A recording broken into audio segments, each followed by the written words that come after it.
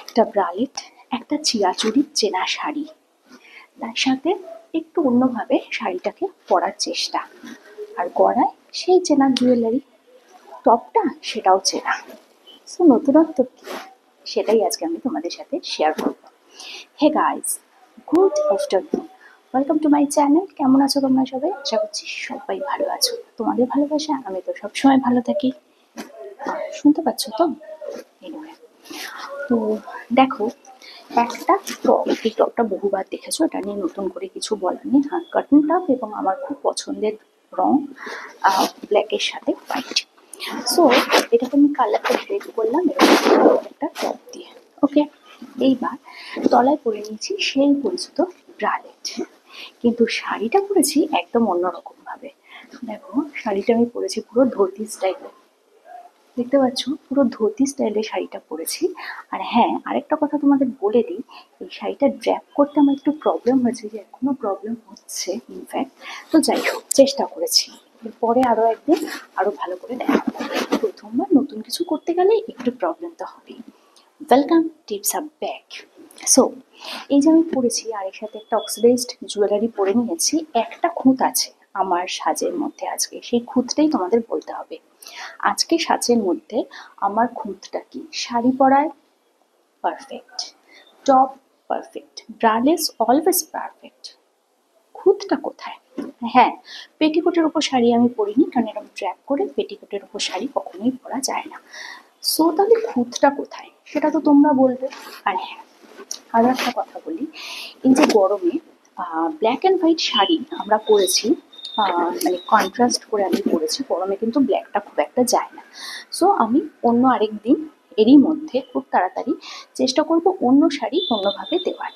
তো দেখো, বাঙালি পারে না বলে কিছু হয়, বাঙালি সব জানে, বাঙালি সব পারে। তাই আমি বলি, বাংলা ভাষা ঘ্যান ঘ্যানের নয়, নয় বাংলা ভাষা একঘেয়ে। বাংলা নিয়ে আমি গর্ববোধ করি, আর বাঙালি বলে আরো বেশি গর্ববোধ করি। সো দেখো, এই যে আমি শাড়িটা পরেছি, এই শাড়িটা কিন্তু এরকম ভাবে দীর্ঘ পরা যাচ্ছে। এবং এই যে আমি একটা ব্ল্যাক শাড়িটা একটা হোয়াইট টি শার্টের সাথে ব্রেক করেছি, কালারটা কিরম লাগছে সেটা তোমরা বলো। আর জানো, তোমরা এই শার্টটা তো চেনো সবাই, বাট শার্টটা না একটু লং, মানে এটা তো টপ বা শার্ট যাই বলো না কেন, তো এটা একটু লং টাইপের। তো এটা না লং করে পরে দেখলাম যে খুব একটা ভালো লাগছে না, খুব একটা অ্যাট্রাকটিভ আমাকে লাগছে না। তো আরো বেশি অ্যাট্রাকটিভ করার জন্য আমি কি করলাম, যাতে আমার ন্যাভেলটা শো করা যায়, সেই জন্য আমি শার্টটাকে এরকমভাবে ট্যাগ করে নিলাম, আর শাড়িটাকে এরকমভাবে পরে নিলাম। তো কিরকম লাগছে? তো দেখো, একটা শাড়ি, গরমের সাজ কিন্তু আজকে পুরোপুরি গরমের সাজ নিয়ে আমি চলে এসেছি তোমাদের সামনে। এই যে জুয়েলারিটা, এটা কিন্তু গলায় যদি মনে হয় যেরকম মানে কি বলবো, নেকলেসের মতো পরতে তোমাদের প্রবলেম হচ্ছে, তাহলে তোমরা অবভিয়াসলি এটাকে কিন্তু খুলে পরতে পারো, বড় করেও পরতে পারো, কোনো প্রবলেম নেই। কিন্তু যেটা হয় সেটা হচ্ছে, লং করে পরলে কি হয়, জুয়েলারির সেটিংটা ঠিক থাকে না।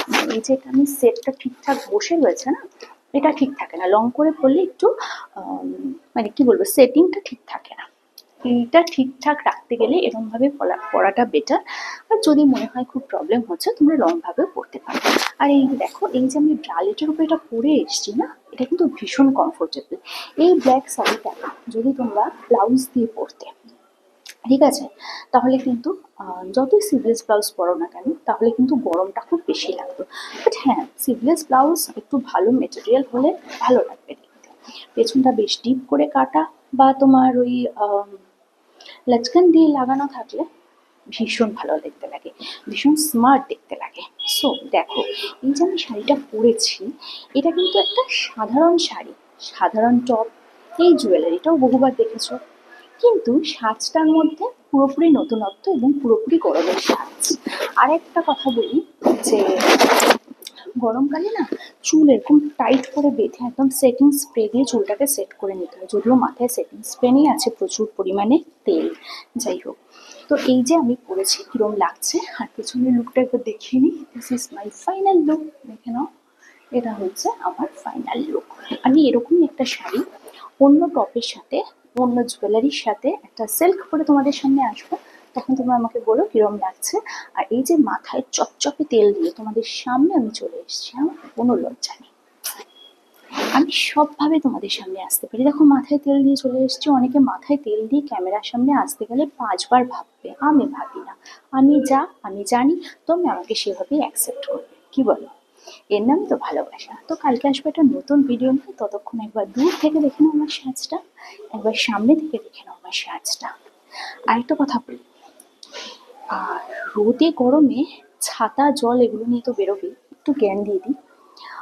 কিন্তু তার সাথে যেটা করবে সেটা হলো, ছাতা দিয়ে তো মাথা রক্ষা হলো, কিন্তু রোদের তাপ কিন্তু ছাতা ভেদ করেও চুলে লাগে, তাতেও কিন্তু তোমার চুল নষ্ট হতে পারে। তো রোদে বেরোনোর আগে মুখে যেরকম সানস্ক্রিন ইউজ করছো, চুলও কিন্তু সেরকমভাবেই সানস্ক্রিনটা ইউজ করতে হবে। মানে চুলে কিন্তু যাতে রোদ লেগে চুল নষ্ট না হয়, চুল পেকে না যায়, সেই জন্য কিন্তু চুলের প্রোটেকশনের জন্য শুধু ছাতা যথেষ্ট নয়। তো তার জন্য কি যথেষ্ট বলবো অন্য একদিন, অন্য একটা ভিডিওতে। আজকে এইটুকুই থাক, কালকে আসবে একটা নতুন ভিডিও নিয়ে, ততক্ষণের জন্য